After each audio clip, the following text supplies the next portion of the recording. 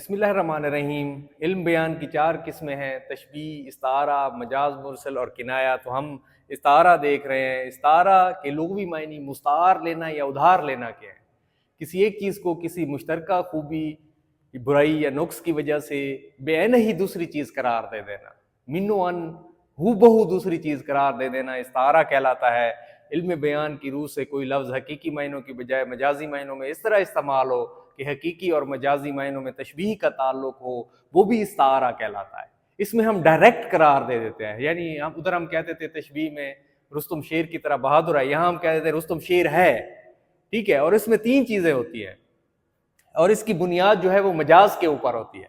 اب دیکھو، مستعار لہو جس کے لیے مستعار لیا جائے، مستعار منہ جس سے مستعار لیا جائے، اور وجہ جامع جو ہے دونوں کی مشترک صفت، اور یہ طرفین استعارہ کہلائیں گے دونوں، اور یہ مشترک صفت کہلائے گی۔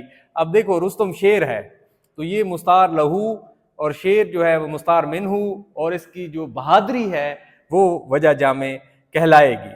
تو یہ اس کے جو ہے نا 3 ارکان ہیں، اور تشبیہ کو جو تشبیہ اور اس میں جو فرق ہے وہ آپ اس حوالے سے دیکھیں گے۔